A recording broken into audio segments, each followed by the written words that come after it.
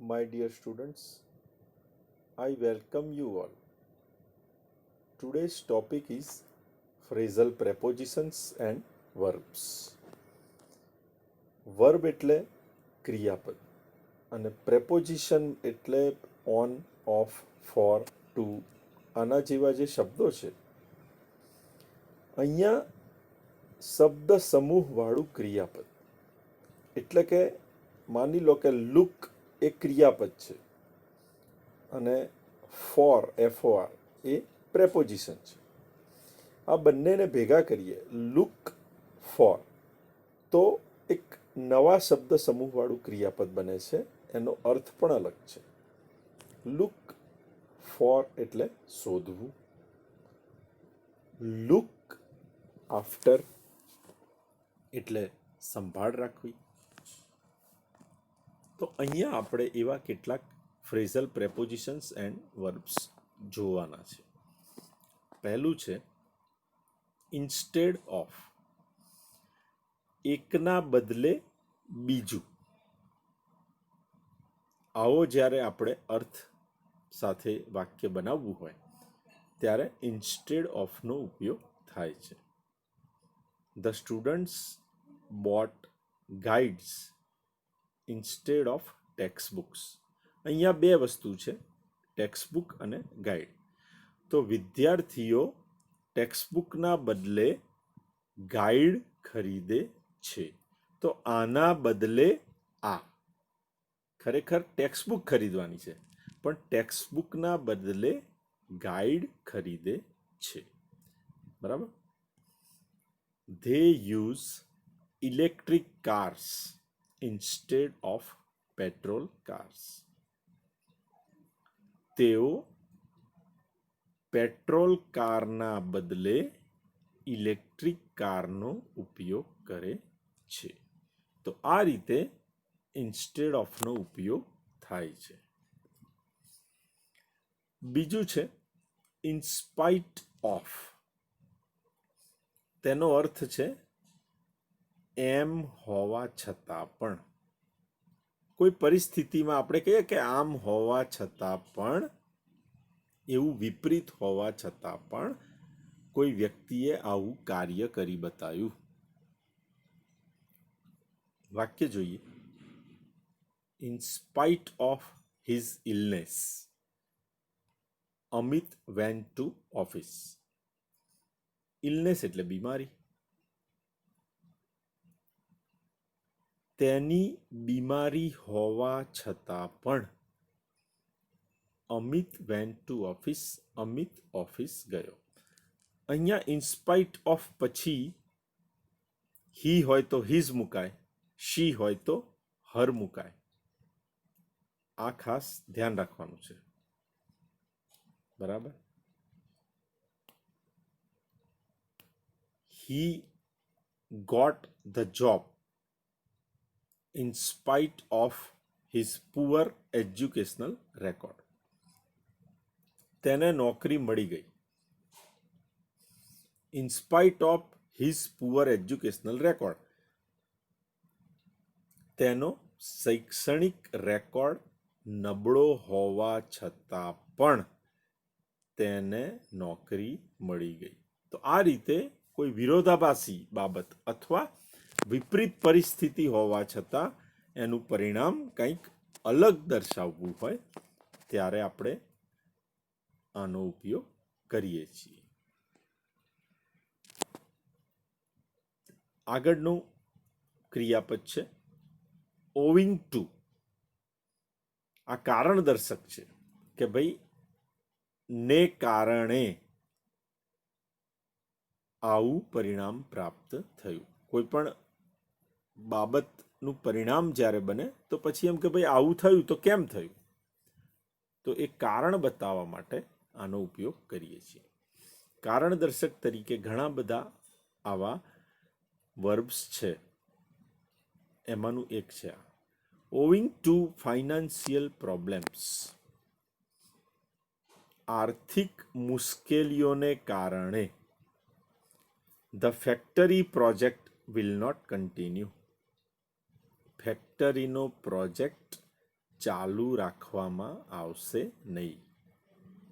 Owing two financial problems, આર્થિક મુશ્કેલીઓને કારણે.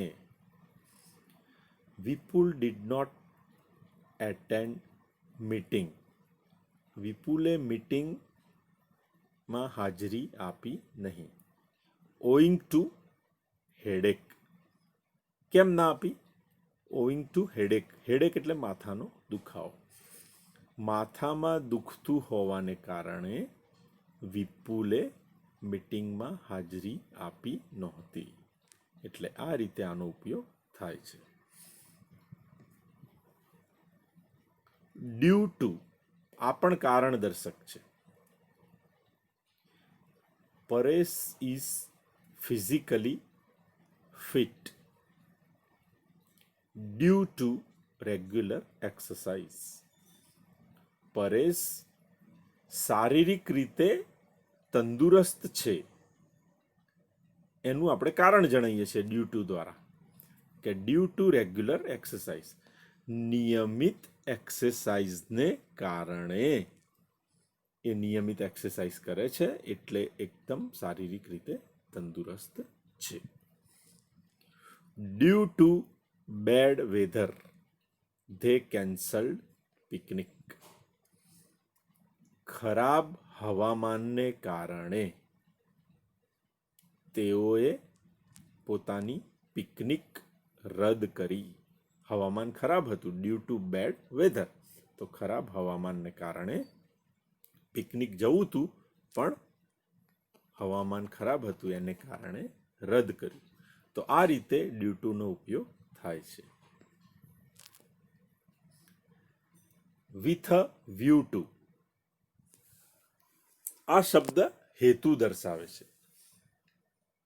કોઈ પણ વ્યક્તિ કોઈ ક્રિયા કરતું હોય તો એ ક્રિયા કયા હેતુથી કરે છે એ હેતુ આપણે વિથ અ વ્યૂ ટુ થી દર્શાવી શકીએ છીએ. Manoj went to America with a view to studying further. Manoj America ગયો, તો અમેરિકા જવાનો એનો હેતુ આપણે વિથ અ વ્યૂ ટુ વડે દર્શાવીએ કે કયા હેતુથી અમેરિકા ગયો.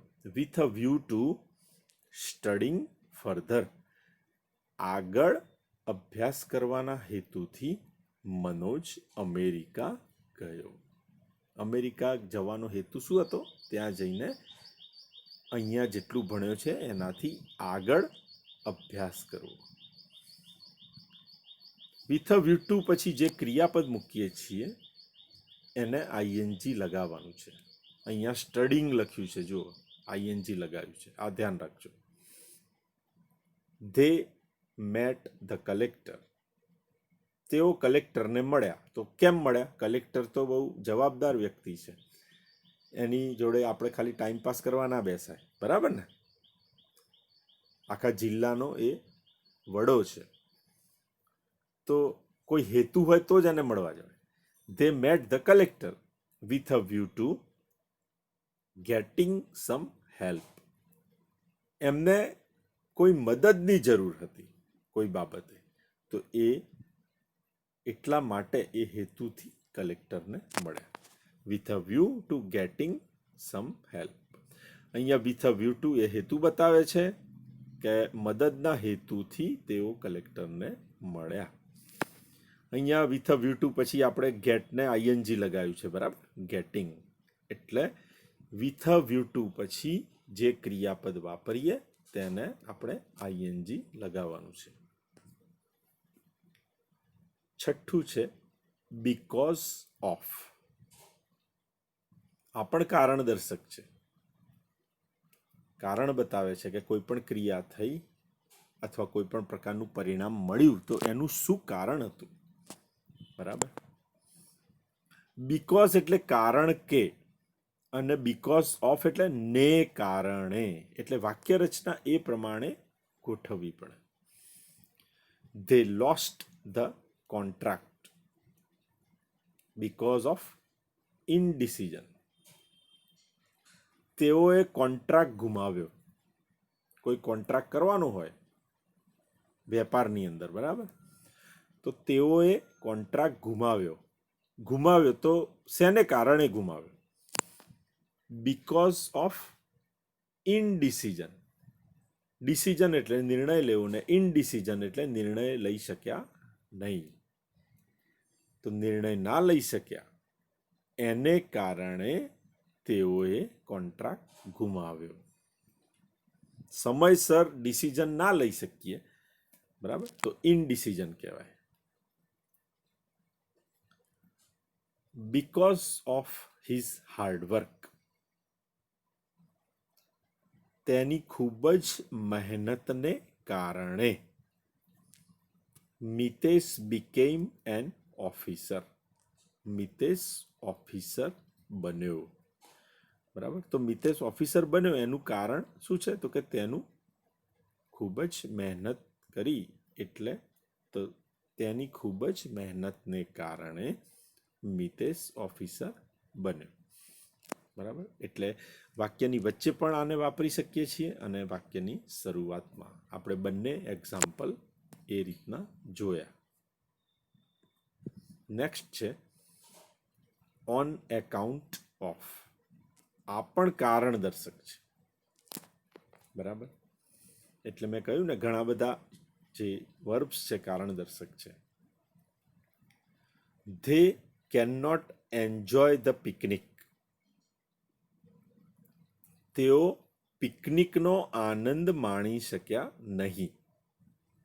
પિકનિક પર જતા રહ્યા, પણ પિકનિક પર ગયા પછી એ લોકો યોગ્ય આનંદ મેળવી શક્યા નહીં. કેમ? એનું શું કારણ હતું? On account of the bad weather. કારણ કે ગયા પછી ત્યાં હવામાન ખરાબ થઈ ગયું. અત્યારે માનો કે ચોમાસું છે, ખુલ્લું હોય ને એકદમ ત્યાં વરસાદ શરૂ થઈ ગયો, બરાબર. તો એ રીતે ખરાબ હવામાનને કારણે તેઓ પિકનિકનો આનંદ માણી શક્યા નહીં. તો આનાથી પણ કારણ બતાવી શકાય છે. On account of the illness. બીમારીને કારણે she can not do work. તેણીની કામ કરી શકતી નથી. એટલે આ રીતે ઓન એકાઉન્ટ ઓફનો ઉપયોગ કારણ બતાવવા માટે થાય છે. નેક્સ્ટ છે એકોર્ડિંગ ટુ. અહીંયા એનું ગુજરાતી છે તે મુજબ. આપણે કહીએ છીએ ને કે મારા માનવા મુજબ તો આમ થવું જોઈએ, અથવા એણે જે મહેનત કરી છે તે મુજબ. તો અહીંયા આઈડિયાઝ, મંતવ્ય અથવા તો પરિસ્થિતિ જે આમ છે તો એ મુજબ તો આમ જ થાય. તો એકોર્ડિંગ ટુ, બરાબર, એ રીતે અર્થ થશે. ઉદાહરણ દ્વારા સમજીએ. According to satellite pictures. સેટેલાઇટના ચિત્રો મુજબ. તે મુજબ જોયું, એકોર્ડિંગ ટુ સેટેલાઇટ પિક્ચર્સ. તો સેટેલાઇટના ચિત્રો મુજબ the monsoon will come soon. Monsoon એટલે ચોમાસું. ચોમાસું ઝડપથી આવશે. સેટેલાઇટ આકાશમાંથી જે ચિત્રો મોકલે હવામાન વિભાગને, એના પરથી ખબર પડે કે ભાઈ વાતાવરણ કેવું રહેશે. તો કે ચોમાસું ઝડપથી આવશે. You must drive A car according to traffic rules. તમારે કાર મસ્ટ ડ્રાઈવ એ કાર. કાર ચલાવવાની છે, પણ કેવી રીતે? કયા મુજબ? According to traffic rules. ટ્રાફિકના જે નિયમો છે તે મુજબ જ તમારે કાર ચલાવવાની છે. જ્યાં લાલ લાઇટ હોય તો ઊભા રહી જવું પડે, હેલ્મેટ પહેરવું પડે, બાઇક હોય તો, કાર હોય તો સીટ બેલ્ટ બાંધવો પડે, બરાબર. તો ટ્રાફિકના નિયમો મુજબ, એટલે એકોર્ડિંગ ટુ, તે મુજબ જે બાબત છે તે મુજબ જ કામ કરવું પડે, બરાબર. એટલે આ રીતે એનો ઉપયોગ થાય છે. ઇન ઓર્ડર ટુ, આ હેતુ બતાવે છે કે કોઈ વ્યક્તિ કોઈ પણ કાર્ય કરે છે તો એ કાર્યનો હેતુ શું છે. Vipul makes overtime in order to earn more money. Overtime એટલે તમે ઓફિસના સમય ઉપરાંત વધારાના સમયે પણ કામ કરો છો, વધુ કલાક કામ કરો છો, એક્સ્ટ્રા કામ કરો છો, એને ઓવરટાઈમ કહેવાય. તો જે ઓવરટાઈમ કરે એને વધારાના પૈસા મળતા હોય છે, પગાર ઉપરાંત. બરાબર. તો હવે સમજીએ કે વિપુલ મેક્સ ઓવરટાઈમ. વિપુલ ઓવરટાઈમ કરે છે એના કામમાં, ઓફિસમાં. ઇન ઓર્ડર ટુ, એનો હેતુ શું છે? અર્ન મોર મની, વધુ પૈસા કમાવા માટે. બરાબર. તો આ હેતુ થયો. In order to be rich, પૈસાદાર બનવા માટે. હેતુ શું છે? પૈસાદાર બનવાનો. You must use your mind, તમારે તમારા મગજનો ઉપયોગ કરવો પડે. વર્લ્ડમાં અત્યારે જે લોકો ખૂબ પૈસા કમાય છે એ લોકો પોતાના મગજથી, મતલબ એવા આઈડિયાઝથી પ્લાન કરી અને એવી ફેક્ટરી નાખી હોય કે ઉદ્યોગો નાખ્યા હોય કે કંપનીઝ ઊભી કરી હોય. બરાબર. માર્ક ઝકરબર્ગ હોય કે એપલના સ્ટીવ જોબ્સ હોય કે એમેઝોનના જેફ બેઝોસ હોય કે અલીબાબા ઓનલાઈનના જેક મા હોય કે માઇક્રોસોફ્ટના બિલ ગેટ્સ હોય. બરાબર. તો આ બધાએ એક આઈડિયા આવ્યો અને એ આઈડિયાને આગળ કર્યું, મતલબ માઇન્ડનો યુઝ કરી અને કંપની સ્થાપી. બરાબર. I will do my best in order to teach you English. I will do my best, હું મારા શ્રેષ્ઠ પ્રયત્ન કરીશ. કયા હેતુ માટે? In order to teach you English, તમને અંગ્રેજી શીખવા મળે તે માટે. હું તમને સારી રીતે અંગ્રેજી શીખવી શકું અને તમને અંગ્રેજી આવડે એ હેતુથી I will do my best, હું મારા શ્રેષ્ઠ પ્રયત્ન કરીશ.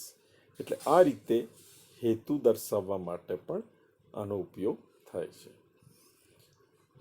તો આટલા જે કંઈ આપણે ફ્રેઝલ પ્રેપોઝિશન્સ એન્ડ વર્બ્સ જોયા, તો આ તમારે સમજવાના છે, તૈયાર કરવાના છે. આ પ્રકારના વાક્યો તમારે વિચારીને તમારા નોટબુકમાં પણ લખવાના છે. આ પ્રકારના બીજા વાક્યો શોધીને પ્રેક્ટિસ પણ કરી શકો છો. બરાબર. આનો હેતુ એ જ છે કે કોઈ પણ વાક્ય તમે આવું આવે તો તમે એનું એક વાક્ય વિચારી શકો, કોઈ પણ ક્રિયાપદનું લખી શકો સારી રીતે. બરાબર. તો જેમ પ્રેક્ટિસ કરશો એમ તમને થોડું સરળ બનતું જશે. Okay, all the best.